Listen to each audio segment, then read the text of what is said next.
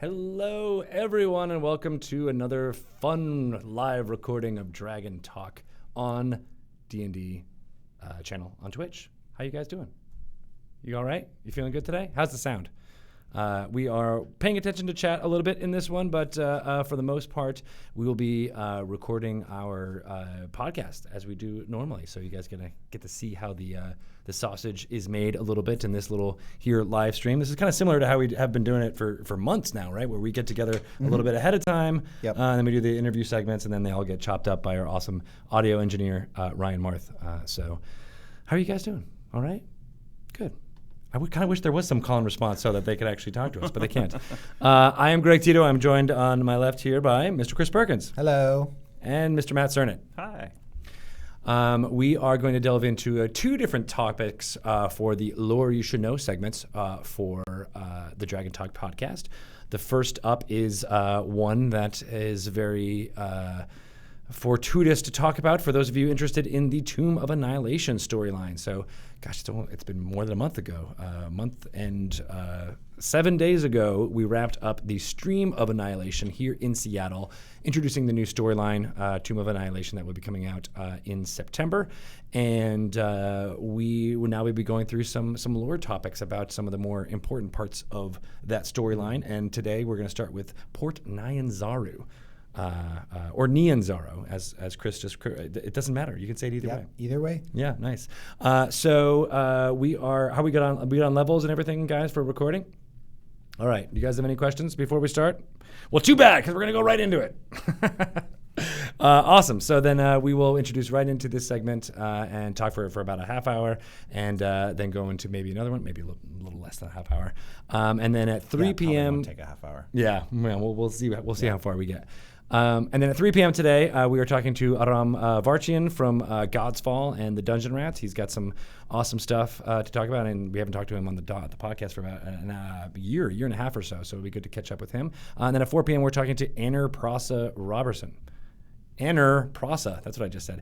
Anna Prosser Robinson, yes. About kind of catching up with her about the Stream of Annihilation, as well as her character in Dice Camera Action. Which, that's right. She plays Evelyn Marthane.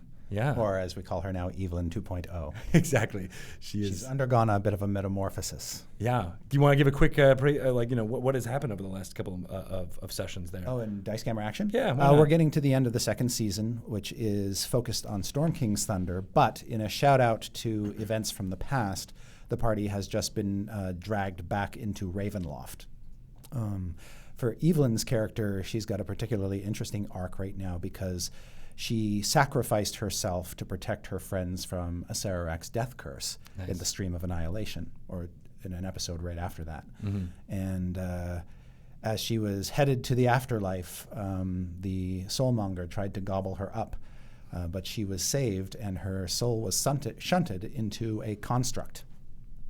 And so she is currently inhabiting a construct version of herself. Oh my God. Her body gone at this point. So she can't taste waffles.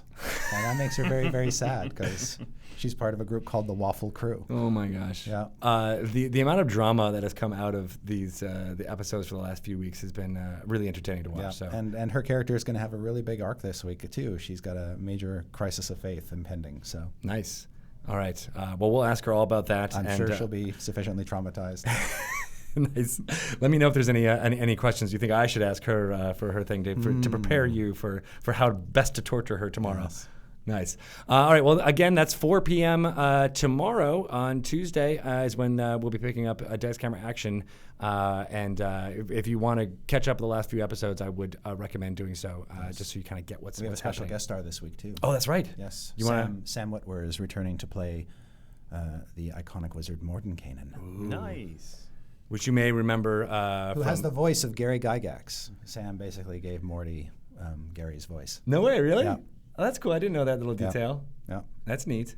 And Mordenkainen, of course, has been around for years and years and years, but he's shown up in the Ravenloft as the Mad Mage. Oh, you spoiled it. Oh. Was I not supposed to spoil that? That's one of those secret little Easter eggs that Oh. you discover when you play Curse of Strahd, but whatever. But it's been so long. It has been out a while. Yeah. You haven't figured out that he's in there by now. I Sorry, guess it's spoiler your alert, fault. guys. Whenever you're talking to Chris, he's just going to be able to do that at all times. Mm-hmm. Matt, not so much. You're more like spoiler from like 30 years ago.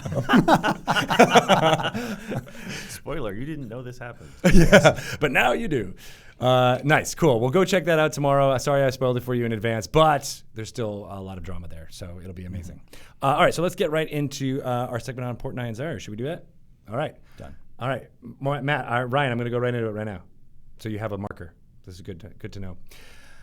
Welcome to another a segment of Lore You Should Know. That is the little bit where we go delve into little bits of Dungeons & Dragons lore and give you things you might not know about and maybe remind you of things you did know about and infect them into your game as well as infect your current game that takes place within the D&D storylines. And today I am joined by Chris Perkins. And Mr. Matt Cernett. Hello. And we are going to talk about Port Nyanzaru, a city in the peninsula of Chult, which figures prominently in the Tomb of Annihilation storyline, which we announced at the Stream of Annihilation very recently, and is coming out on September 19th, widely all over the world, as well as September 8th, I think, Game Store. So you can go check that out then. But Port Nyanzaru is probably a settlement that not many people have known about in D&D lore. There hasn't been that much written about it. Has there, Matt? No, it appears in just a few products. One is the original Jungles of Chult, and it has about 2 paragraphs there. There's a novel that it's mentioned in that deals with Chult, and that is The Fanged Crown by our own Jenna Helland here at Wizards. Nice.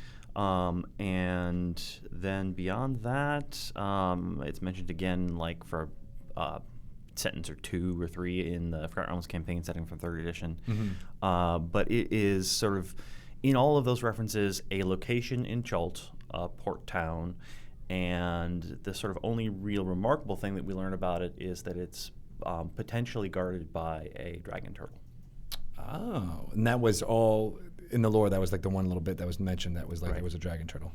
And that's pretty much about all you get from what it. I mean, obviously it's a trade town and it deals with trade and stuff like that. But basically, there's a dragon turtle, and that I think that might have mentioned in some of the previous lore that that pirates are kept away from it, potentially by the dragon turtle. Got it. For listeners who may not know what a dragon turtle is, what exactly is the etymology of that So beast? the dragon turtle was a creature that appeared in the 1st edition Monster Manual. It is a gargantuan creature, a sea dragon that has a gigantic tortoise or turtle. I guess the correct would be turtle shell. We got turtles on the They're brain. quite enormous, and their sort of trademark or signature is that they breathe scalding blasts of steam. So instead of the fire breath that's normally associated with red dragons, Right. they can Yes. basically hot steam. Yes, and like dragons, they can be greedy. And the dragon turtle of Chult, whose name is Aramag, he basically extorts for safe passage. So if you want to get through his bay, you've got to throw some treasure overboard. So are they as intelligent as normal dragons? I wouldn't say they're as intelligent as a chromatic or metallic dragon, but they're not.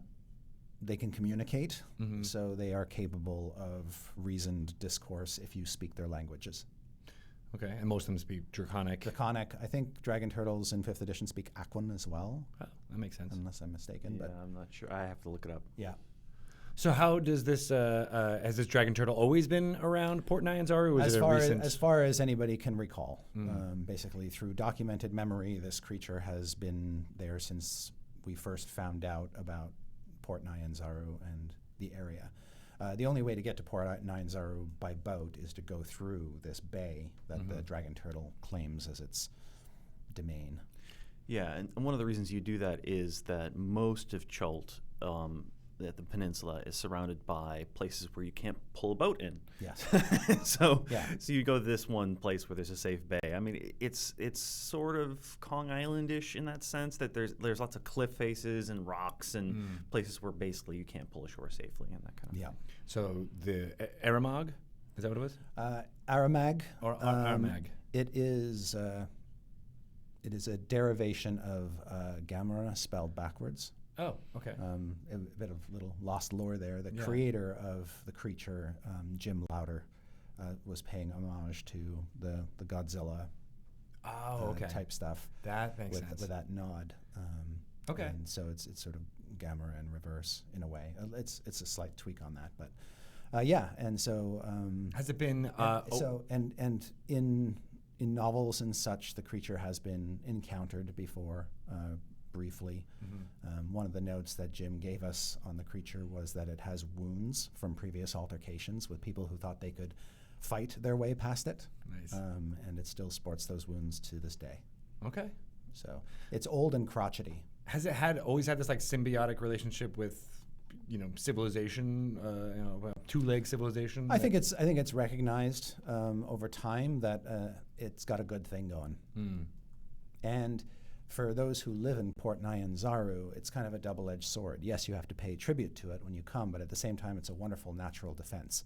Yeah, I was just gonna say it's like I could see the reason why the merchant princes of Nyanzaru would be like okay with this situation because what better defense against pirates or things like that is? It's funny you should mention the merchant princes because they are not present in the old lore of the city. That was created new for Tomb of Annihilation. Okay, and that's based on just the idea that time has passed, and Chult underwent a major geographical transformation during the period we know as the Spell Plague, when the land was so wrought by magic and the chaos of the Spell Plague that for a time Chult became an island, not a peninsula. It was separated from the mainland, and parts of Chult were lost to the other world, Abir, and new areas appeared.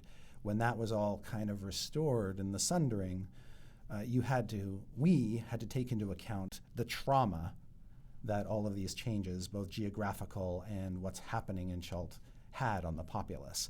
And events of novels like the rampaging undead that plague Chult have kind of pushed people to the fringes of the land, and Port Nyanzaru is sort of the last great bastion, the only real bastion of civilization in the entire land. And there was a period when Port Nyanzaru was young, that there was a lot of foreign influence. Powerful traders from nations such as Tether and Am kind of had hold of the place. But with all the upheaval and the Chultans kind of putting aside their own personal tribal wars and kind of rallying together as a people, they basically booted out. They gained financial hold of their own destiny, booted out a lot of the foreign oligarchs and merchant lords, and basically established these merchant princes to control or monopolize trade in the city. There are 7 merchant princes. They each have a monopoly over something. Like a legal monopoly? Yes. Yes. And together they are essentially the government voting body in Port Nyanzaru, which is kind of a free city. It charts its own destiny. These merchant princes have carved out their own mercantile empires, and they basically have agreed to resolve matters of the city together in a fairly diplomatic fashion. Interesting. So was there like a constitution that set this up? Like how did this upheaval, we beget basically posited that the Chultans basically wanted to control the resources going. There was a lot of plundering going on, as you would expect foreigners coming to Chult to basically strip mine it. Of all of its goods. There's definitely some colonialism. There's some colonial aspects there, and then the Chultans saying, no, this is our land, our resources, we're going to control the trade, we're going to profit from the trade, and our culture is not going to be eradicated by you strange foreigners. Right. So one of the main cultures doing sort of the colonialism is Am, which is a sort of an oligarchy of wealthy families that control all of this vast territory on the mainland. And that's the same country that did a lot of the colonialism in Mazteca, the sort of Mesoamerica type setting. And they've actually, I think basically since 3rd or maybe 4th edition, done that kind of thing in the Moonshae Islands as well. Because, it's all about sort of gathering resources for them, and money is power and all that kind of stuff. And we talked about the whole government of Anne on a previous Lore You Should Know segment, and that makes sense that they would need to go out and get resources because their nation or their territory that they control is not resource rich. Right. And these wealthy families basically rely upon that wealth as power, and so they have to go and find it elsewhere if they can't get it where they're at. And they use their power to get it from elsewhere, as you would expect them to do. And so the Chultans said, okay, here's the deal. We're going to war against you and wipe you out, or you can leave peacefully. What's your choice? What did they choose? They chose to leave. And because I don't think if there was like an American Revolution style war of independence. If the jungle is increasingly filled with undead, and it was already filled with dinosaurs in the first place, like Am did a risk analysis and decided that it was not the resources that they would have had the effort to which they would have had to gone to get those resources now, coupled with the disagreeable Chultans who are no longer divisive and at each other's throats, just meant we have other places we can go, is basically what they said. Well, and in the 4th edition period, there was a whole new continent of resources opened up for them to colonialize and deal with, and that was just touched on very tangentially in the 4th edition period in the core rule books, and then in a few articles and so on. But at that time, there was a place for Amnians to go. It was out there across the sea again. It was this new place that replaced Mazteca, which recently they lost all their investments in. So didn't work out for them so much. But so despite the harsh cruelties of life in Chult, Port Nyanzaru is a bit of an oasis. It escaped war, calamity. The people there are, with the exception of some unfortunate poor folk, pretty much behind safe walls. They've got a defense system in place to repel attacks both from the sea and from the land. And what kind of defense system is it? Like a militia, or is it? They've got essentially, because they're a rich city, they've got top of the line mercenaries. They've got guards. They've got high walls, good alarm systems. They've got a chain mechanism that they can bring to bear to close off their harbor. And of course, they've got the dragon turtle, among other things. So like a that was in Game of Thrones kind of style, like that, that big chain that could go across and then prevent ships from going in and out. Yeah. Oh, that's amazing. And the city has sort of a number of hills that it's built on, and that are sort of they got lots of high ground to funnel, and they got ways to funnel invaders.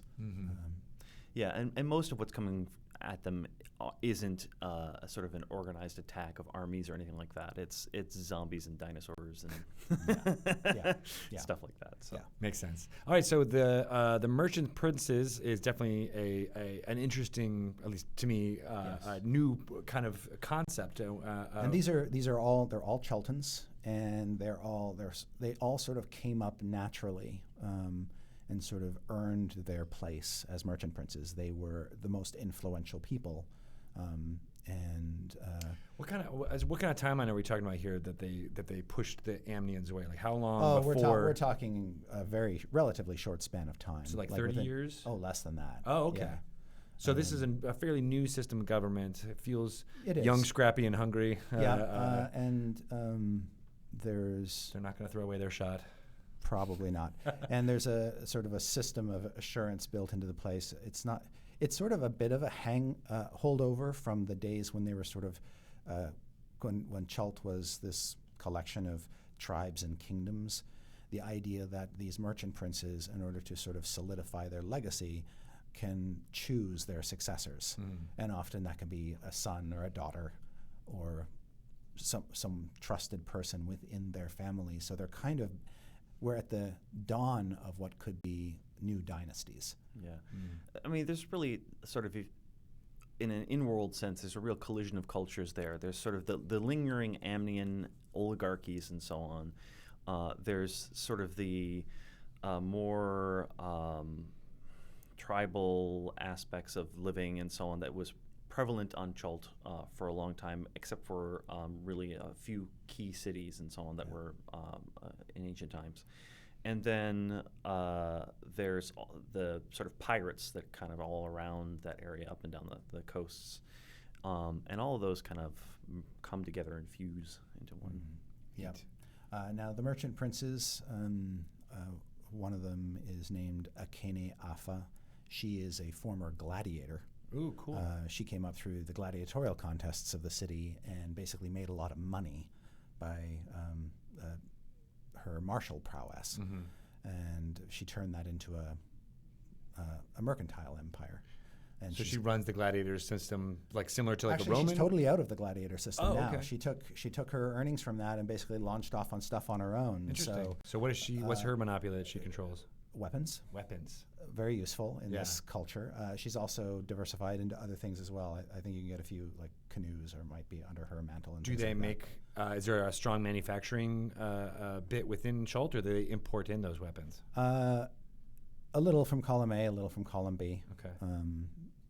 A lot of what the Chultans rely on in Port Nyanzaru, they get themselves. Chult is rich with resources to make stuff. Yeah, it seems like it would make and they're as technologically advanced in terms of their smithies and forge craft and jewelry making and weapon making as most other cultures. They use slightly different materials in some cases, different types of wood. They use things like the animal skins that they can get from the dinosaur populations, but they don't lack in sophistication. Got it. We mentioned the dinosaurs a few times here, and of course we covered that in a previous Lore You Should Know about Now, how if you dinosaurs. want to buy a dinosaur, yes. you have to talk to a merchant prince named Ifan Talroa. And he's, unlike many of the merchant princes, he doesn't have a family. And he is in bed a lot with the Zentarim. He's basically using mercenaries to defend his merchant interests in the city. But yes, if you want a beast of any kind, you've got to deal with him or one of his subordinate merchants. Are there normal, horses, camels, that type of thing, in addition to dinosaurs, or are dinosaurs pretty much the beast of burden? If they're brought in, I mean, Yeah, you're not going to find. And they're not consumed by the dinosaurs. Yes. I mean, there isn't a great deal of reason to bring in a horse or something like that. I mean, there's not a lot of place to ride it around. No. Chult is not hospitable to horse riding, Right. by and large. So basically you come and you buy the local animals or rent them or whatever to do what you need. And those are almost all dinosaurs. Yeah, and another little bit of fact too, the Zentarim, in the modern Zentarim, use flying snakes as messengers and couriers. That sort of, Creepy. and even their symbol, the Zentarim symbol, is Yeah. a flying snake. Those come from here, and Ifan Talroa is largely responsible for bringing them to the Zentarim. Oh, no. So he was like their supplier as He's far their as supplier, yeah. using them on the mainland. And, Yeah. Oh, interesting. That's And pretty he cool. sells flying snakes, but only to Zentarim. So if you're in that faction, you might Yeah. be able to get one down Yeah. here. Yeah. Nice. Good to know. And then there's probably one more merchant prince we should go into. We can't go into all of them, but No. one is the one that controls guides, because that's going to be very important for when you're Yes. adventuring Yes. in Port Nyanzaru. Yes. So if you want a legitimate guide, you have to deal through Jobal or one of his designated representatives. Now you can get a guide who's off the grid, but that's obviously frowned upon. Yeah.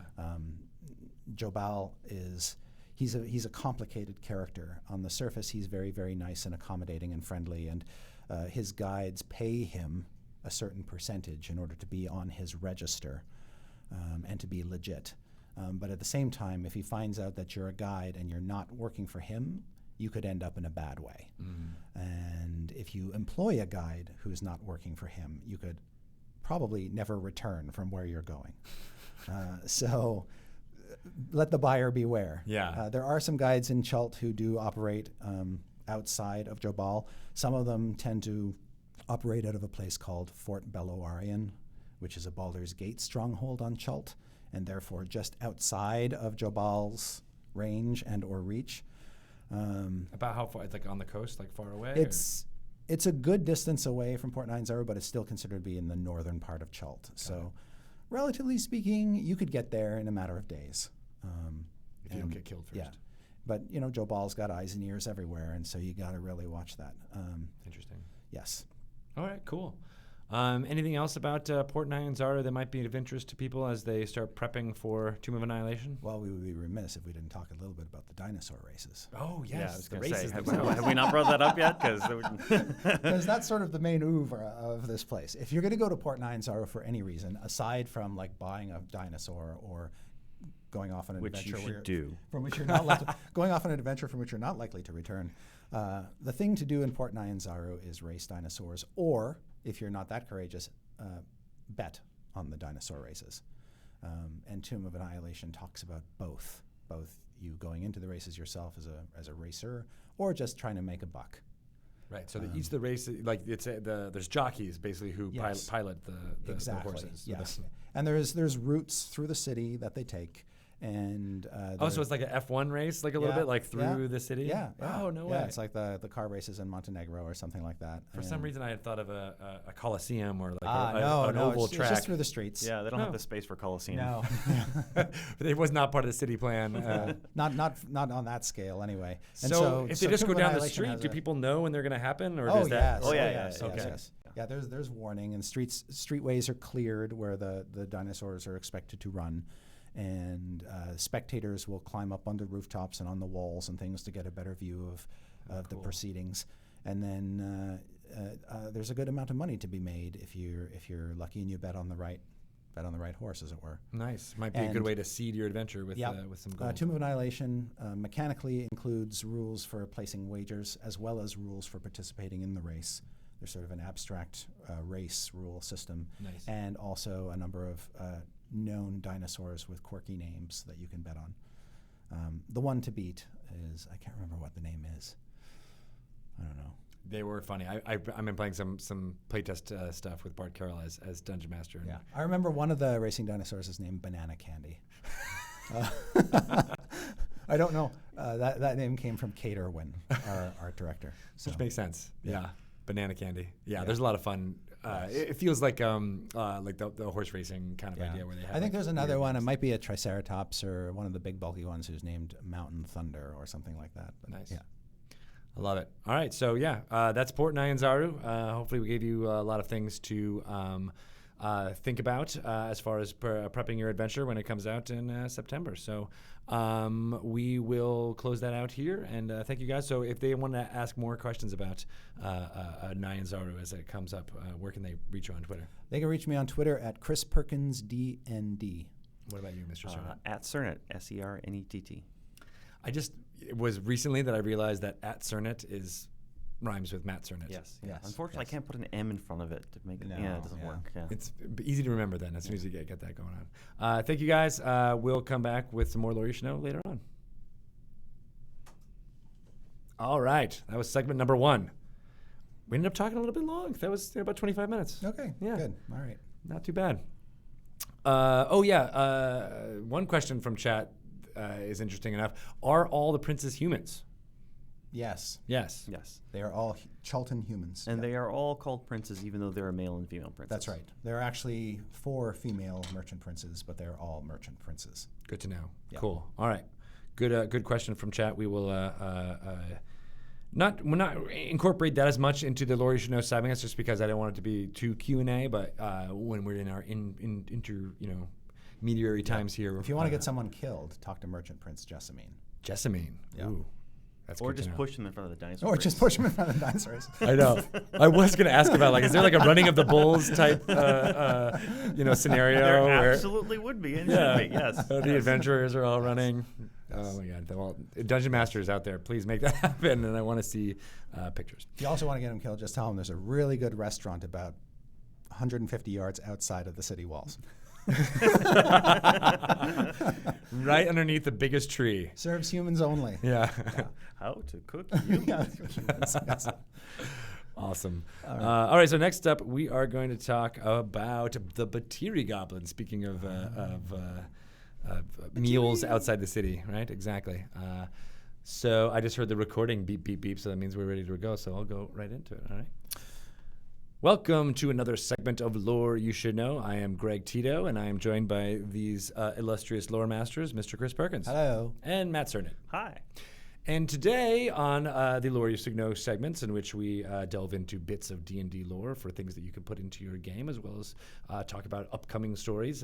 This is one of the B columns of that one. Tomb of Annihilation is coming out, and it's set in the jungles of Chult. And of course, there are goblin kind in the jungles of Chult, in addition to dinosaurs and skeletons and skeleton dinosaurs. But the goblins there are of a much different oeuvre than other goblin kind. Is that right? It's true. They are without the influence of hobgoblins and bugbears, and so that has allowed them to flourish in distinctly different ways. Yes. So back in when we were doing these Lore You Should Know segments for Volo's Guide to Monsters, we talked about that society and how all the goblinoids. So if you're confused about that, go ahead and check out that lore segment. The Bhatia goblins they're no are longer different. the bottom rung of the totem pole, bottom of the totem pole. They are the totem pole. They are the entire goblinoid totem pole. They're the be all and end all of goblin kind here in Chult. So how did they get here? Is it or in this situation? So they've been there in Chult for a long time, but sort of the collapse of the Eshao sort of society when Mesro kind of first disappeared or whatever allowed the Batiri to kind of flourish and become their own thing. So there's a period basically where... Hey, there are no humans killing us off. Yeah. Don't know why, but hey, this is good for us. Fruitful and multiplying. What's the god of the Eshao name? Uptao. Yeah, Uptao basically says, hey guys, I'm annoyed with you. I'm leaving, as he tends to do apparently. Yes. And Mesro kind of sort of vanished and turned into this mystical place that the lost city of Mesro. Yeah. And so during that sort of power vacuum, when all of the tribes started sort of having to fight for themselves and all that kind of stuff, that's when the goblins. And that was probably. Oh, I just had it up on my screen. It was a while back. Yeah. It was a couple hundred years, 300 years ago. More than that. It was negative 120 DR. So that's over. That's a hell of a long time ago. Yeah, that's over 1,000 years ago. Yeah, almost 1,500 years ago. 1,500. Wow. Yeah, about that. Wow. Okay, so ancient history. Yeah. Classical times. And there's been roughly, what does that mean? 700 generations of them. Of Bhatiri goblins? Yeah. So they've kind of developed their own kind of culture and customs, independent of their goblinoid folk. Well, they are without the influence of hobgoblins and bugbears, and therefore largely without the influence of Maglubiet. And these sort of servitor goblin gods. Mm-hmm. And so in a way, kind of aping the worship practices of the humans around them, they would take on sort of local deities and things like that. But the goblins... totemic culture. Yeah, but the goblins, they take on deities of, like, that Tyrannus Rex over there.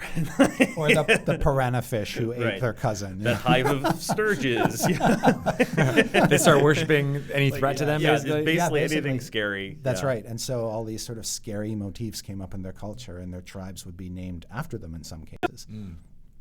And then that became their war symbol if they were like warring against each other or something like that? Yeah, and so you'd see stylistic emblems or renderings of these beings that they quote-unquote worshipped appear in their iconography. Mm-hmm. And there was enough natural predators there, so they weren't able to kind of take over the entire jungle, but they were able to find a small... And they're goblins. They're just not organized enough. Yes. Yeah, I mean, they're sort of settlements or groups, tribes. I mean, they're 20 to 200 at a time or whatever, but they're fighting with one another and all that kind of stuff. Now, do we actually know where Bhatiri, the word, comes from? Whether that's a goblin word or a human word or do they call themselves Bhatiri? Unclear. All right, so that's something you can kind of think about as you're planning out this story. Yeah. I mean, my assumption is that is the name that they are given by the people of Chult, but I do not. Yeah, like that would be the human word for... It might have been given to them based on some, like Bhatiri, maybe something traceable back into the goblin lexicon, something that humans heard, or first contact with a goblin this word may have come up or been spoken or misheard or God knows what. But Yeah, they're known as the Batiri, but they conform in all physical respects to goblins. Right. They haven't evolved differently. They just have a Right. different culture. They're not sort of twisted into some other kind of goblin creature. They're straight up and up goblins. What distinguishes them is how they dress and act, given the climate in which they've grown up in. The idea of using war masks to terrify their enemies, a concept that we introduced that's kind of was this idea that in order to make themselves more terrifying, they will not only don the masks, but actually stand on each other's shoulders so as to appear taller, which had the added benefit of allowing them to reach things they couldn't normally reach, like fruit hanging from trees. And so the sort of practice of these goblins standing foot on shoulder, and coming at you in times of war as these sort of battle stacks, we call them, was kind of an interesting concept. And just the whole idea that seems like a great idea on principle. And then they start running forward, teetering, tottering, yelling at the one at the bottom who's going too slow. The things that can go wrong. Yeah. But you can imagine situations where, this was great. They could cross a river because they'd be, 10 feet tall, except all the ones at the bottom would drown. So the only guy who would make it would be the guy at the top. And he's the one who's wearing the most scariest mask, so of course he'd be happy with that. Exactly. Yeah. So there's it's almost irresistible to have a little bit of camp in dealing with goblins. It's not always desirable, but honestly, Batiri are just as mean and cruel as any goblins anywhere. But we do have our fun with them for sure. Yeah, definitely. And I think in Chult it's more common for Batiri to also be. I want to say cannibalistic, but they eat any species, right? So as opposed to typically in D&D, you don't have goblins eating people. Right. Yeah. But they're just like any food source is a food source. Right. Yes. The least dangerous food source is a great food source. Do they have any kind of headhunting kind of culture behind them? Is it is that part of it? I wouldn't say so necessarily. I mean, I suppose they could, but right. Any random tribe could. But they're also sort of localized into their own deities and ideas of what is sort of a strong symbol or that kind of a thing. Mm-hmm. So, in terms of individual tribes, they're like little matriarchies. A Batiri tribe will typically elect a queen. Elect a queen, so not even hereditary.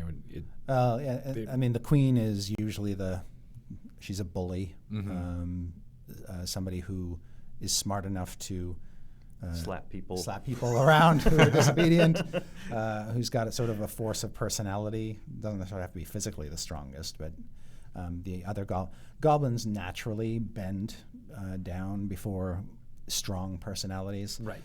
So a queen will normally preside over a small tribe in an isolated corner, and often goblin tribes won't really talk or intersect with each other. It might be circumstantial that a goblin tribe is driven out of one area into the reach or territory of another, and they might work together if it's mutually beneficial, or one queen might beat up the other queen and take both tribes under one. And then in Tomb of Annihilation, we basically say there are goblin tribes everywhere, and you can meet all sorts of them, and they've all got their own identities. We do discuss one tribe in particular, and that's the Biting Ant tribe. The Biting Ant tribe. They've got some interesting things about them. They tend to work ant motifs into their wood carvings and masks. Their village is located near giant anthills. And these ants can come teeming out of those hills when the goblins, do certain things. So it's a nice defense that they have. They've also got a very uncharacteristic defense, which is that they've built their village on a giant trebuchet trap, so that if serious danger comes, they can basically fling the entire village through the air. The entire village? Yep. So, boing. Yep. Boing. And then they didn't think through how they were going to land? Nope. There's no soft pillow set up exactly, 337 feet away. They've got the whole getaway part figured out. Yeah. The one is the matriarch on top of the ones yes. who they will break all the falls. And the queen grab stab. She found something was found in the jungles not too far from where their community of Yelyark is based, an amulet, a talisman. And she wears it around her neck as a sign that she's the most important goblin in the village. Queen Grabstab? Grabstab. What they don't realize and what she doesn't realize is that amulet actually has an interesting and potentially very helpful power. For them specifically, or for adventurers? For adventurers who are fortunate enough to come into possession of it. I see. Grabstab herself and none of her minions have figured out what this amulet can do, but it's pretty juicy. Nice. All right. Well, that's good to know for adventurers going out there. Yeah. There's something. So hopefully the Biting Ant tribe will inspire DMs to create their own versions of Bhatia Goblin tribes with different funny names and different ways of doing things, and who have adapted to their own part of Chult in their own wondrous and weird way. Was that your goal with outlining one tribe to be like, to essentially here's- serve as an inspiration for DMs who can then go off and create their own tribes with their own peculiarities. Neat. That's a cool idea. Yeah. I like that kind of adventure writing design where it's like, Yeah. here's the I thing, mean, but make it up. We don't have the space to do really more than one, but we figured this one's colorful enough and interesting enough that DMs might be inspired. And I like too that there's details about that tribe that tickle you guys, and that makes sense. But then another DM might not be so tickled, so he might or he or she might make It something also that'd be like, reinforces oh, it's funny to something them. that's kind of true about goblins in a lot of cases. They are opportunists who take advantage of whatever terrain they're in. They sort of modify it to suit their needs. Yeah. And if there's another creature that's living nearby that isn't going to just kill them outright, they'll use it to their advantage. In the case of the Biting Ant tribe, it's the ant hills. Right. And did you detail how they're able to make the ants attack? Is it like smoke and incense, or they've got drums? Yeah, or something? they've essentially got they can call them out with drums or nectars and things like that. So yeah. Ooh, that's a terrible way to go. it is a terrible way to go, being devoured by ant swarms while goblins are cheering. Yeah. That's what Chult is all about. Exactly. And of course, during the stream of Annihilation, Danny Hartel and Holly Conrad dressed up as goblins, and they got to play around and have a lot of fun. Their work. Yes, in they are now our most famous Bhatia goblins. Exactly. Yeah, they're what I think of now when I think of that group. So if you haven't seen it, go check out. I think on our YouTube channel we have a short video detailing how they made it a little bit, and as well, I think Danny Artellas actually just did a Craft Hags episode in which she was talking about how she was making some of the props and stuff from that. So that's really interesting if you want to go check that out. Yeah, Craft Hags is definitely worth checking out. They recently made the Hand of Vecna. Yeah. Which is really cool. I've always loved that artifact, so it's cool to see it kind of realized in real space. Matt, is there anything more about Bhatia that you want to hit on before we move on? They are kind of an interesting little subset part of this Doom of Annihilation thing. That what makes me feel when I was mentioning headhunting and stuff like that, it was because it was evocative of that Lost Continent kind of feel of explorers coming into an area and what they would experience in that kind of area. So it fills a lot of thematic niches in the adventure. Yeah, and I like the Bhatia goblins because it's just a fun way to have to explore those kind of ideas and use something that isn't a human. That's one of the problems we have with a lot of genre fiction is that oftentimes we sort of exoticize the other in humans as opposed to other creatures. And I guess on some level it's more socially acceptable to kill a goblin than some pygmy human culture. In the D&D universe, yeah, for sure. Yeah. Right, exactly. Yes, that's a discussion for another time, dealing into all those In fact, things. it probably isn't more socially acceptable when it comes right down to it. But that's wrong.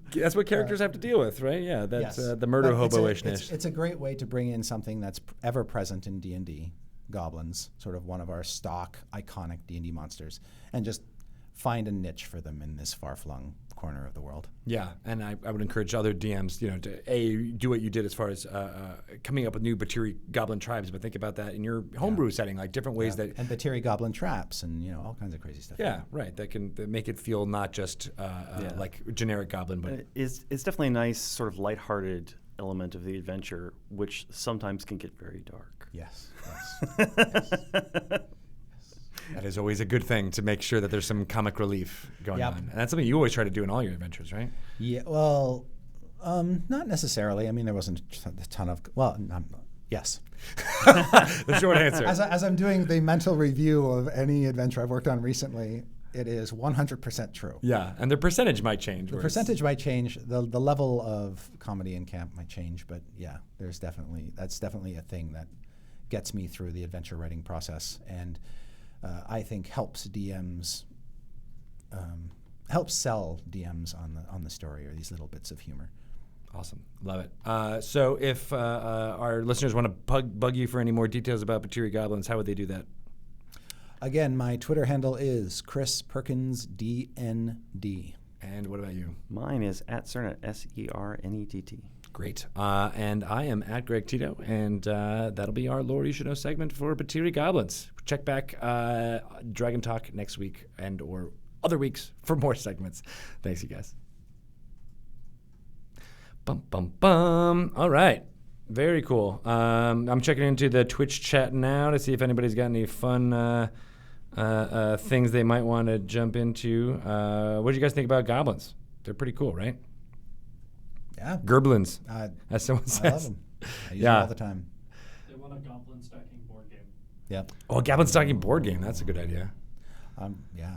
Sort of like Jenga, but funnier. Yeah. Or what Yeah. was that? Ants in your pants? Could be goblins in your pants, or maybe it's ants in your goblins. Yeah. I'm definitely going to use goblins again in a future story. I love them.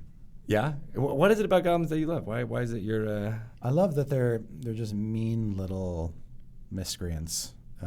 I love they're flexible.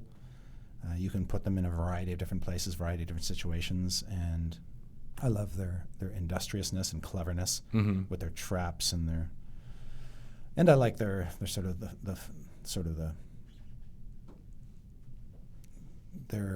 they got personality. They got personality. And so you can imbue them with a lot of characteristics. Yeah. And they occupy a really interesting space between the threat and scariness of something like orcs and the kind of almost patheticness of kobolds, right? Yeah, and I like that you can play that range. Yeah. You can go from making goblins really menacing and terrifying, and then just outright slapdash comedy, Silly at and the everything same in time. between. They've got a huge range, whereas you can't really get away with that with, like, I don't know, vampires or Yeah. OTGs, Lizard folk. lizard folk. It's like, yeah, So many parts of our lore are very specific, but the goblins can be mapped to they've anywhere. got a great range. Yeah.